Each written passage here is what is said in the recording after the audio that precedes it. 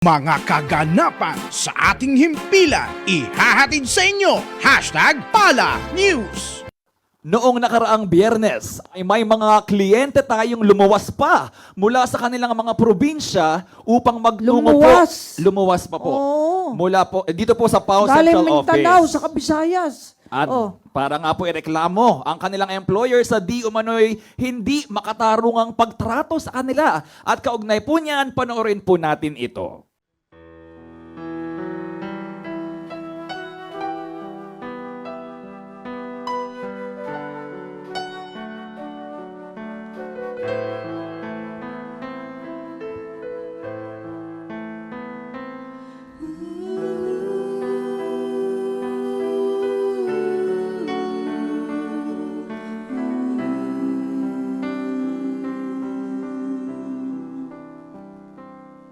Huwag mong apihin ng bayan, darating ang araw, lilipas ka rin tulad ng... Ang ating mga manggagawa ng construction ay tinanggal noong 2021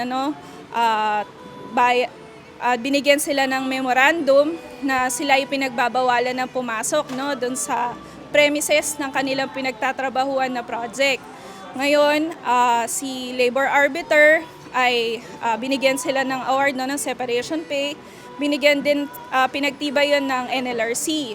Ngayon, pagdating sa Court of Appeals, nung nagpetisyon ng nabaligtad ito, ang ating naman gagawin ngayon ay mag-aapela sa Korte Suprema upang ma-reinstate yung award ng separation pay sa ating mga manggagawa. Ito namin sir, yung pagpasok namin, akala namin okay ang mas pasahod, pero 400 lang palang bigay sa amin.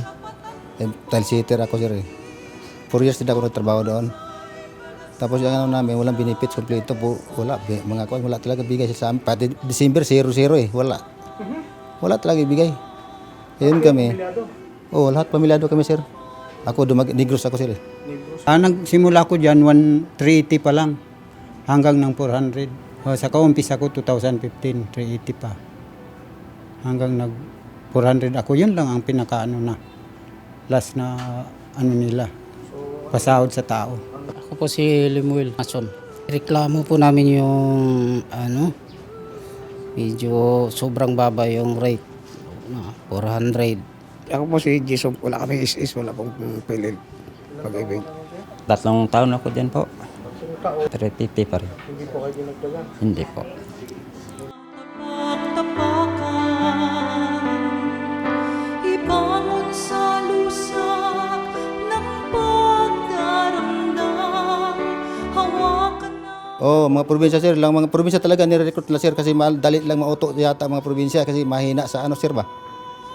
Mahina sa mga salita mga kuan, mahina. Tulad namin, medyo mahina rin talaga kami. Siyempre, kasi namin ang PAO. Para sa atin yan, mahirap. Kaya dito kami tiwala sa PAO. Tiwala kami sa PAO sir kasi alam namin dito si ma'am. Laking tulong sa amin sa paglapit sir, tuwang-tuwa kami sir eh. Kasi dinapitan kami, tinulungan kami. Ma'am, maraming salamat po sa inyong pagtulong sa amin na makatulong. Laking tulong na po talaga itong tulong nyo sa amin. Kaya mga pamilya namin makakain na rin diyang maayos. Yung sa employer namin, huwag nyo naman po gawin sa iba na gano'n yung pasahod sobrang baba. 400 lang po. Tapos wala pa pong walang 13-month pay. Holiday pay, wala rin.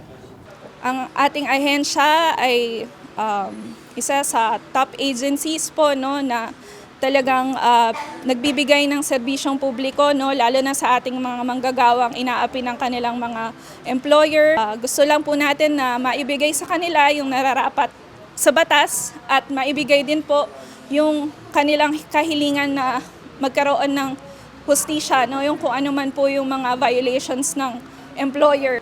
Salamat po kay Chief Public Attorney Persida Acosta sa kanilang tulong sa ating mga manggagawa. Chief Acosta po, maraming salamat po. Sana Chief, tumakbo ka ng pagka-senadora para ang tao ng bayan na mga hirap, matutulungan mo lahat ang mga tao na naghirap. kung manalo siya, marami siya matutulungan ng mga tao katulad namin ng mga mahirap. Salamat, ma'am. Sa bait mo sa amin. Salamat. Yun lang po.